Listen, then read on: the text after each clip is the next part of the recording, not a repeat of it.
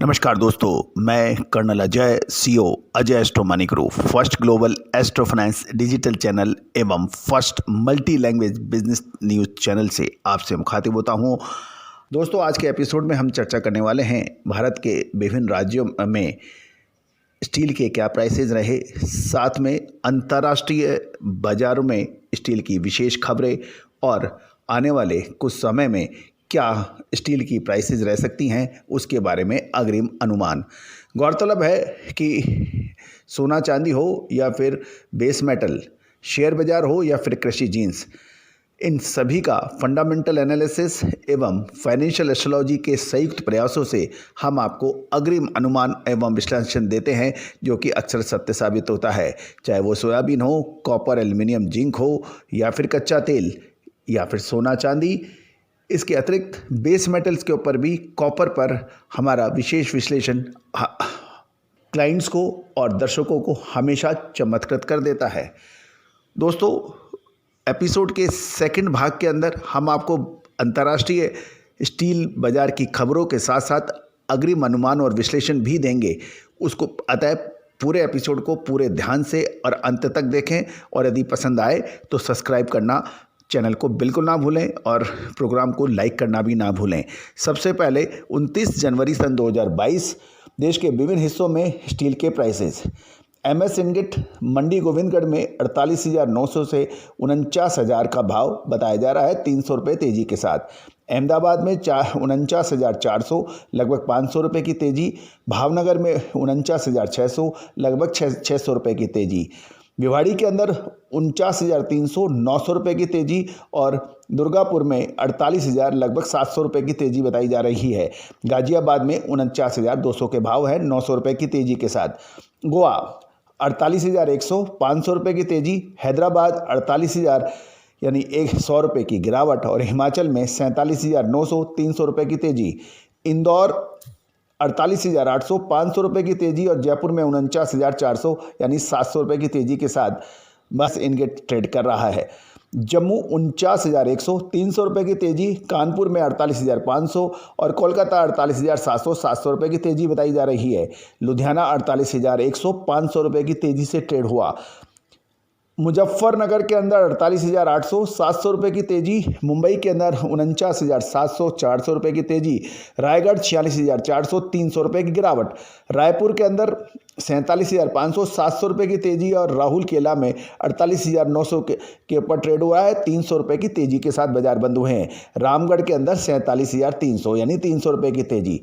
Old iron scrap की जो भाव है मंडी गोविंदगढ़ में 37,400 से 37,500 के मध्य बोले जा रहे हैं, 300 रुपये की तेजी। मेल्टिंग स्क्रैप में 40,400, 300 रुपये की तेजी। दुर्गापुर 40,500 और कोलकाता 41,000 के भाव हैं।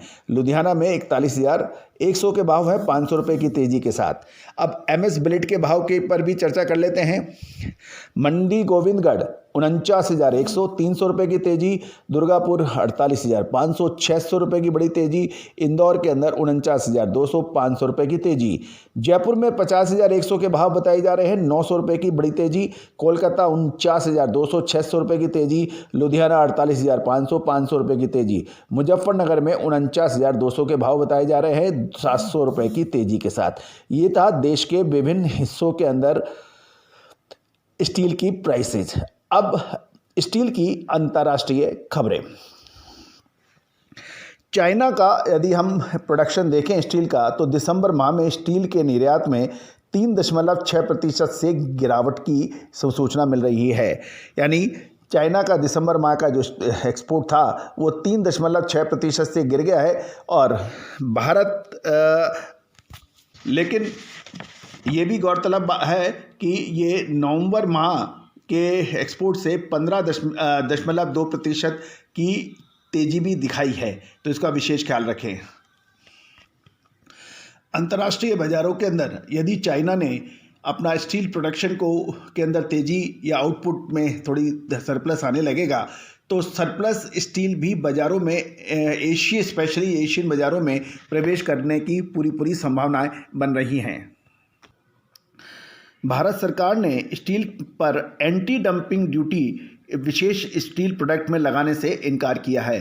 गौरतलब है कि भारत सरकार ने ये निर्णय लिया है कि एंटी डंपिंग ड्यूटी विशेष स्टील प्रोडक्ट के ऊपर जो आयात होता है चाइना, जापान और कोरिया से, उस पर फाइनेंस मिनिस्ट्री ने उसको सहमति नहीं दी है।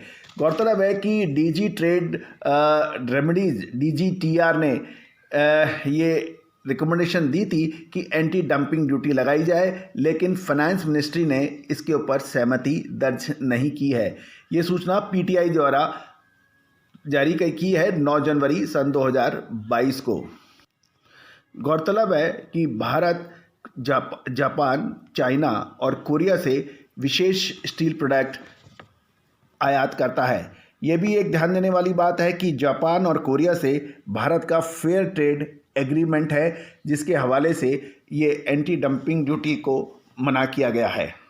पास्को एवं हुंडई स्टील साउथ कोरिया की सबसे बड़ी स्टील प्रोडक्शन कंपनी ने फरवरी महीने के अंदर हॉट रेल्ड यानी HR की प्राइसेस के अंदर कोई भी बड़ा बदलाव से इनकार किया है। ये भी एक बहुत महत्वपूर्ण होगा। और ये भी गौरतलब है कि जब रॉ मटेरियल के प्राइसेस के अंदर लगातार इजाफा हो रहा है, उसके बावजूद भी पॉस्को और हुंडई ने स्टील के स्पेशली HR के ऊपर फरवरी महीने के अंदर कोई बड़ा चेंज से अभी इनकार किया है। एक और महत्वपूर्ण खबर चाइना से निकल के आ रही है कि चीन का स्टील प्रोडक्शन दिसंबर 2021 में 69.3 मिलियन टन से बढ़कर 86.2 मिलियन टन हो गया है। लेकिन ये भी गौरतलब है कि ये पिछले साल के मुकाबले यानी सन 2021 में के मुकाबले 6.8 यानी 6.8% कम है। चाइना के अंदर 4 फरवरी से विंटर ओलंपिक का आयोजन हो रहा है। ये एक बहुत बड़ा आयोजन है, जिससे चाइना का मकसद पूरे विश्व के अंदर अपना टेक्नोलॉजी का प्रभुत्व जमाना है।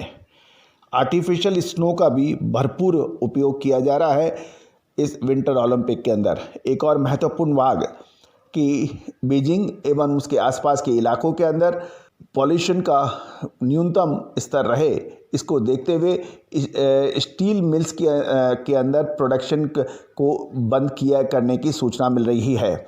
ये बहुत इम्पॉर्टेंट होगा, क्योंकि स्टील प्रोडक्शन और ये विंटर ओलंपिक को देख के यदि कम होगा, इससे बाज़ारों के अंदर संभवतः स्टील की प्राइसेस के अंदर तेज़ी की संभावनाएं बन सकती हैं, जिसका अग्रिम अनुमान हम लगातार आपको दे रहे हैं। दोस्तों, आने वाले 2 महीने स्टील के लिए बहुत महत्वपूर्ण सिद्ध होने वाले हैं। स्टील के अंदर तेज़ी, बड़ी मंदी या फिर बहुत बड़ी तेज़ी, क्योंकि पिछले लगभग 6 महीने से पूरे अंतर्राष्ट्रीय स्टील बाज़ार के अंदर बहुत बड़ी कोई तेज़ी नहीं दर्ज हुई है। क्या एक बार में ही सारी कसर पूरी हो जाएगी अगले 2 से 3 महीने में, या फिर बड़ी मंदी आएगी? गौरतलब है चाइना लगातार अपने स्टील प्रोडक्शंस के ऊपर बहुत कड़ी नज़र रख रहा है, और कोविड-19 एवं ओमिक्रॉन की वजह से भी स्टील इंडस्ट्रीज़ के अंदर काफ़ी परेशानियों का सबब देखा जा रहा है।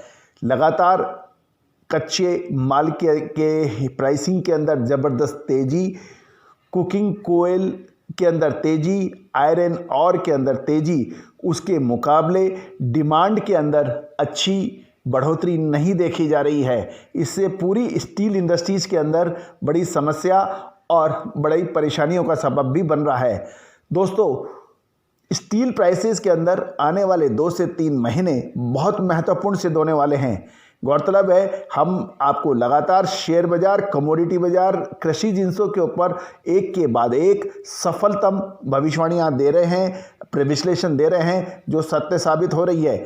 स्टील के कारोबारी, बड़े कारोबारी, मिलर्स, होलसेलर्स स्टील की विशेष रिपोर्ट के लिए हमसे संपर्क कर सकते हैं। नंबर दिए गए हैं, वहां से आप जानकारी कर सकते हैं। All the very best, good luck, happy trading.